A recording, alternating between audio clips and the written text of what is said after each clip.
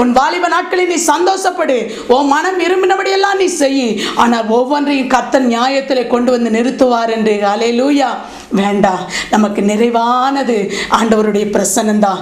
நிறைவான ஒரு பிரசனம் ஆண்டவருடைய பிரசனம். இந்த நாளில் என் வாலிப தம்பி தங்கச்சி, கர்த்தருக்கு உங்களை ஒப்புக் கொடுக்கிறீர்களா? ஆண்டவரே இயேசுவே, உம்மை உறுதியான பிடித்துக் கொள்கிறேன் சொல்கிறீர்களா?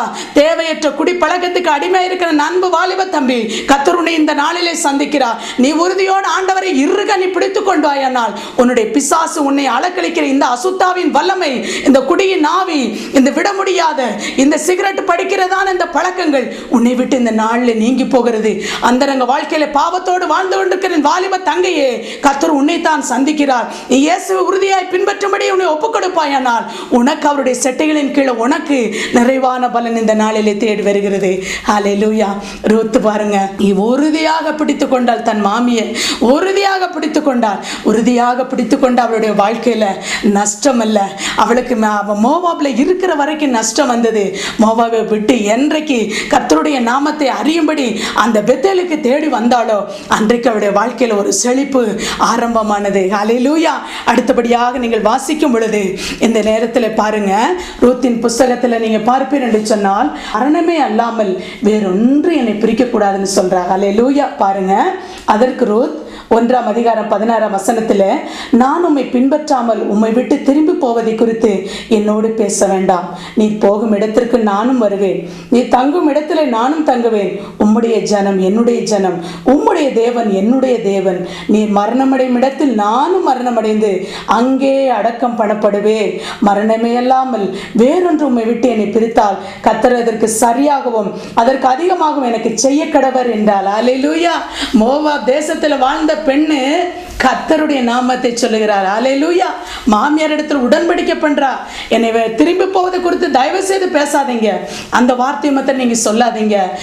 நீங்க எங்க போறீங்களோ நான் அங்க வருவேன், நீங்க எங்க மறிக்கிறீங்களோ அங்க நான் மறிப்பேன், உங்களை எங்க அடக்கம் பண்ணப்படுறாங்களோ அங்கேயே நான் அடக்கம் பண்ணப்படுவேன். அல்லேலூயா.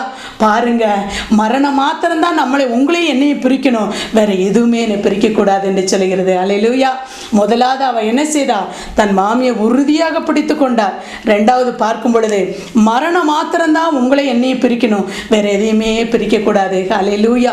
அருமையான இந்த நாட்களிலே, திருமணமான ஒரு நாட்களிலே கரங்களை பிடித்து கொண்டு கணவன் மனைவியா நீங்கள் எத்தனை அறிக்கையை செய்து இந்த நாளிலே பிரிந்து போன நிலைமையில காணப்படுகிறீர்களா?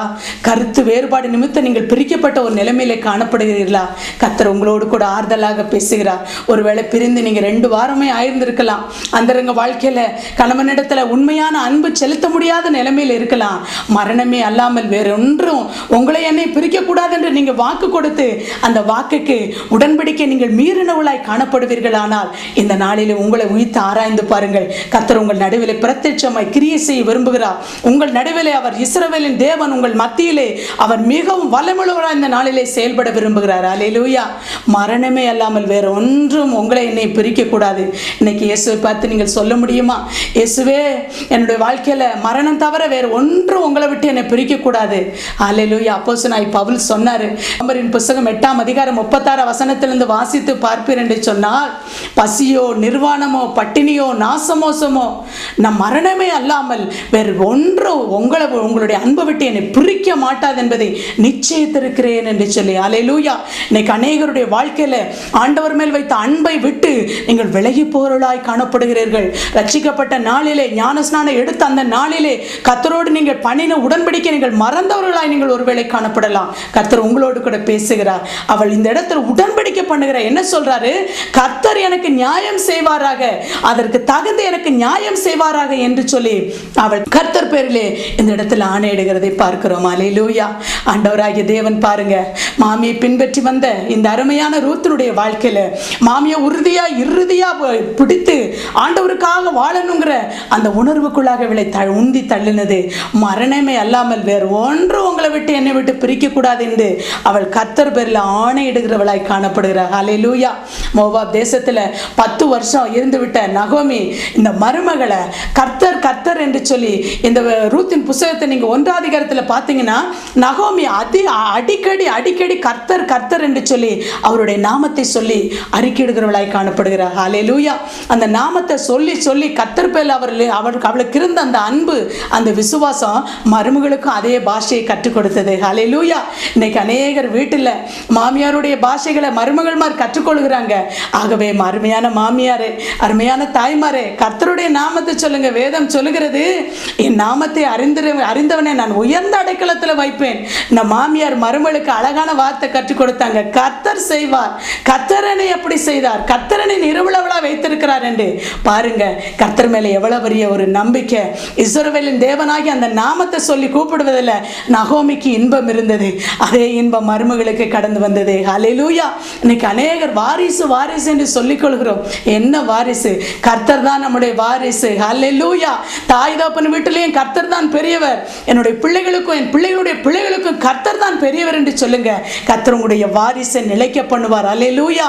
அநேக பேர் இந்த நாளிலே என்னுடைய கணவன் மரித்து போய்விட்டான், என் மகனும் மரிக்கிற ஒரு நிலைமையிலே மிகுந்த வேதனையோடு இருக்கிறான் என்று சொல்லி நீங்கள் கவலைப்படுகிறீர்களா? உங்கள் சந்தானத்தை கர்த்தர் இந்த நாளிலே நிலைப்படுத்த வேண்டும் என்று சொன்னால் கர்த்தருடைய நாமத்தை நோக்கி நீங்க கூப்பிடுங்க. கர்த்தருடைய நாமத்தை நீங்க அறிக்கை செய்துங்க.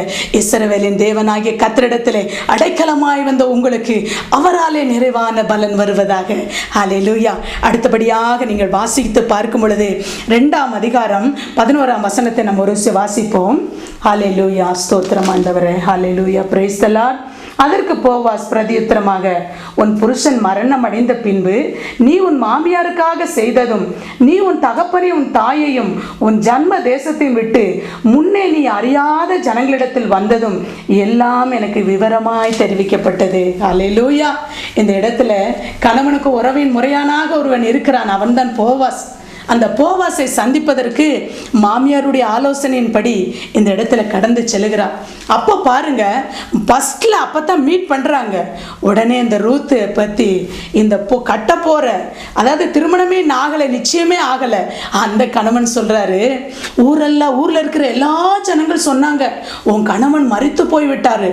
ஆனாலும் இந்த இடத்துல பாருங்க, நீ உன் தகப்பனையும் உன் தாயையும் உன் ஜன்ம தேசத்தையும் விட்டு முன்னே நீ அறியாத ஜனங்களிடத்திலே வந்ததும் எல்லாம் எனக்கு விவரமாய் தெரிவிக்கப்பட்டது. ஹல்லேலூயா. கணவன் மரித்த நிலைமையில இந்த பெத்லெகேமை குறித்து நகோமிக்கு தெரியும், ஆனால் ரூத்துக்கு தெரியுமா? அது அந்த ஊர் எப்படிப்பட்ட ஊர், அந்த ஊர்ல வாழ்கிற ஜனங்கள் எப்படிப்பட்ட ஜனங்கள், அவர்கள் அன்புள்ளவர்களா அல்லது ஒருவேளை நேசிக்கிறவர்களா இருப்பார்களா, அல்லது ஆபத்தில் உதவி செய்கிறவர்களா இருக்கிறார்களா, எதையுமே தெரியாது. கர்த்தர் மேல நம்பிக்கை வைத்தவளாக இந்த அருமையான ரூத்து கடந்து வந்ததை இந்த கட்ட போற கணவன் பார்த்து சொல்றாரு, ரூத்தே, உன்னை எல்லா ஜனங்கள் சொன்னாங்க, இன்னைக்கு வீட்டில் இருக்கிறவங்க சொந்தக்காரங்க நம்மளை பற்றி சொல்ற ஒரு காரியம் அல்ல, ஊர்ல இருக்கிறவங்களாம் சொன்னாங்கன்னு சொல்லி இந்த அருமையான போவாஸ் சொல்லுகிற. ஹல்லேலூயா.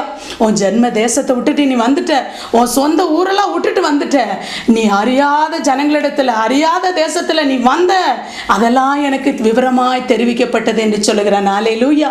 ஆதியாகமத்தின் புஸ்தகம் 12ஆம் அதிகாரம் 1ஆம் வசனத்திலே ஆண்டவர் அப்படித்தான் ஆபிரகாமை அழைத்தார். ஹல்லேலூயா. அவனை ஆண்டவர் அழைக்கும் பொழுது அவனுக்கு எந்த தேசத்துக்கு போகன்னு தெரியல, எந்த இடத்துக்கு போறதுன்னு தெரியாது.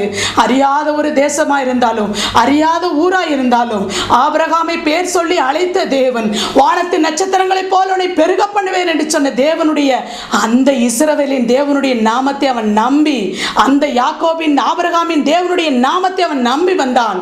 ஆண்டவர் இந்த பூமி தாங்கக்கூடாத அளவுக்கு ஆபிரகாமை ஆசீர்வதித்தார் என்று வேதம் சொல்லுகிறது.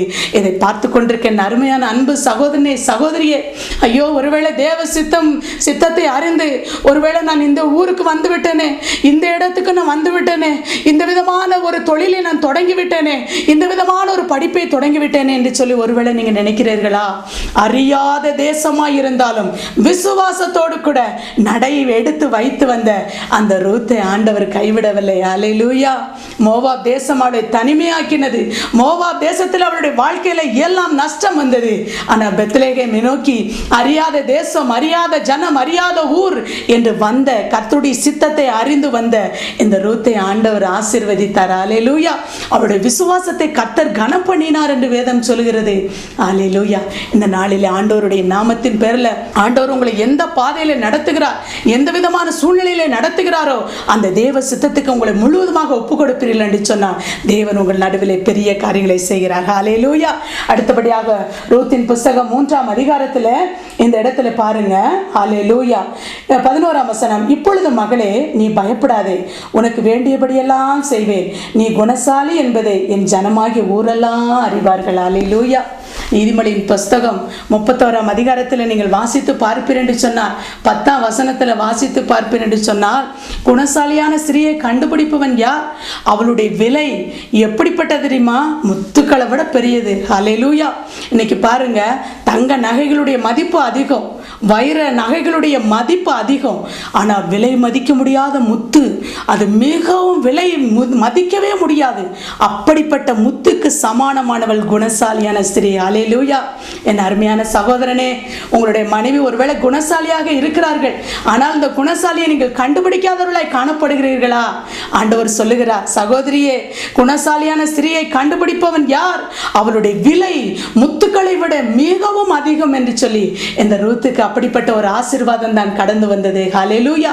இந்த போவா சொல்றாரு, நீ குணசாலி என்பதை இந்த ஊரெல்லாம் அறிவார்கள் என்று சொல்லி. ஹல்லேலூயா. இந்த நாளிலே ஆண்டவர் உங்களை பார்த்து சொல்லுகிறார், ஆண்டவர் உங்களை என்னையும் பார்த்து சொல்லுகிறார், நீ குணசாலி, நீ குணசாலியான ஸ்திரீ. காரணம் என்ன? அறியாத தேசத்தில் இடத்திலிருந்து ஆண்டவருடைய நாமத்தை அறியும்படியாக ரூத் எப்படியாக தன் மாமியை விடாமல் பற்றி கொண்டு கடந்து வந்தாலோ, மரணம் தவிர வேற ஒன்றையும் உங்களை என்னை விட்டு பிரிக்க கூடாதுன்னு சொன்னாலோ, ஹல்லேலூயா, அப்படிப்பட்ட ரூத்துக்கு நிறைவான பலன் கிடைத்தது. ஹல்லேலூயா. நிறைவான ஆசீர்வாதம் கிடைத்தது.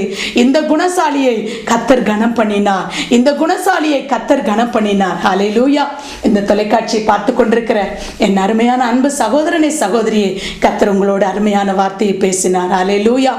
தேவனாகிய கர்த்தர் சூரியனும் கேடகமானவர். மல்கியாவின் புஸ்தகம் 4ஆம் அதிகாரம் 2ஆம் வசனத்திலே, ஆனாலும் என் நாமத்துக்கு பயந்திருக்கிற உங்கள் மேல் நீதியின் சூரியன் உதிக்கும், அதன் செட்டைகளின் கீழ் ஆரோக்கியம் இருக்கும், நீங்கள் வெளியே புறப்பட்டு போய் கொளுத்த கன்றுகளைப் போல வளருவீர்கள் என்று வேதம் சொல்கிறது. அல்லேலூயா. நாமத்தை அறிந்த ரூத்துக்கு, அந்த செட்டைகளின் கீழ் அடைக்கலமாய் வந்த ரூத்துக்கு, அந்த மோவாப் தேசத்தை விட்டு வெளியே புறப்பட்டு வந்த அவளை ஆண்டவர் மிகவும் செழுமையும் கொழுமையுமாக ஆசீர்வதித்தார். அல்லேலூயா. அநேக ஆசீர்வாதங்களுக்கு சொந்தக்காரராக மாற்றினார். இந்த நாளிலும் கூட கர்த்தர் உங்களுக்கு நிறைவான பலனை கொடுப்பதற்கு இந்த நாளில் ஆண்டவர் இறங்கி வந்திருக்கிறார். எல்லாரும் ஆண்டவரை பார்த்து சொல்லுங்க, உங்களுடைய தனிமைப்படுத்தப்பட்ட வாழ்க்கையவே நினைத்து கொண்டு அழுது கொண்டு இராதீங்க. ஏசப்பாட்ட சொல்லுங்க, ஏசப்பா எனக்கு ஒரு அற்புதம் செய்யுங்கன்னு சொல்லி என்னோடு கூட நீங்க விசுவாசத்தோடு சேர்ந்து ஜெபிங்க. உங்களுடைய வாழ்க்கையில அற்புதத்தை ஆண்டவர் செய்ய இந்த நாளில் அவர் போதுமானவராக இருக்கிறார். எல்லா தலைகளை தாழ்த்தி ஜெபிப்போமா? ஹல்லேலூயா. அன்பின் பரலோக பிதாவே, ஆசீர்வதிக்கப்பட்ட இந்த நல்ல வேளைக்காக உம்மை நாங்கள் நன்றியோடு உம்மை சோத்தரிக்கிறோம் ஆண்டவரே. ஹல்லேலூயா. இஸ்ரவேலின் தேவனாகிய கர்த்தருடைய செட்டைகளின் கீழ் அடைக்கலமாய் வந்த உனக்கு அவராலே நிறைவான பலன் வருவதாக என்று எங்களோடு பேசினீரப்பா. உங்க செட்டைகள் ஆரோக்கியம் ஆண்டவரே. உங்க செட்டைகளுக்குள்ளாக மிகுந்த ஆசீர்வாதம் உண்டு ராஜா. உங்க செட்டைகளுக்குள்ளாக யாரெல்லாம் வருகிறார்களோ அவர்களுக்கு அடைக்கலம் உண்டு ராஜா. இந்த ரூத்து ஆண்டவரே, இயேசுவே மாமியை உறுதியாய் பற்றி கொண்ட இந்த ரூத்துடைய வாழ்க்கையில ஆண்டவரே சகல நன்மையை நீ கொடுத்தீரப்பா.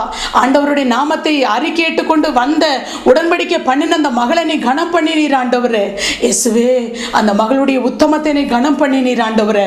இந்த நாளிலும் கூட ஆண்டவரே, கவலையோடு கூட கண்ணீரோடு கூட என் வாழ்க்கையில எல்லாவற்றையும் இழந்து விட்டேனே, எனக்கு போகிற பாதை எனக்கு தெரியவில்லை, என் கையில ஒரு 10 பைசா கூட இல்லை, என்னுடைய காலத்தை நான் எப்படி ஓட்டுவேன், என்னுடைய எல்லா பிள்ளைகளை நான் எப்படி படிக்க வைப்பேன், என்னுடைய குடும்ப சூழ்நிலை இப்படிப்பட்ட நிலைமையில வறுமையில காணப்படுகிறேன், கஷ்டத்துல காணப்படுகிறேன், மிகுந்த வேதனையோடு காணப்படுகிறேன் என்று சொல்லி யாரெல்லாம் கவலையோடு கூட இந்த நிகழ்ச்சியை பார்த்து கொண்டு ஜெபிக்கிறார்களோ, இயேசுவின் நாமத்தினாலே அப்பா, உம்முடைய நாமத்தினாலே அவர்களுக்கு நிறைவான பலன் வருவதாக. உம்முடைய சட்டைகளின் கீழாக ஆரோக்கியம் இருக்கிறது என்று நாங்கள் வாசித்தோம் ஆண்டவரே. இயேசுவின் நாமத்தினாலே சரீரத்தில் யார் யாருக்கு எந்தெந்த பகுதியில் வேதனையோடு இருக்கிறார்களோ அவருடைய வேதனையான பகுதியை கர்த்தருடைய ஆரோக்கியம் இப்பொழுது தொடுவதாக. இயேசுவின் நாமத்தில் அற்புதம் நடப்பதற்காக நன்றி அப்பா. ஆண்டவரே, அநேக சகோதரி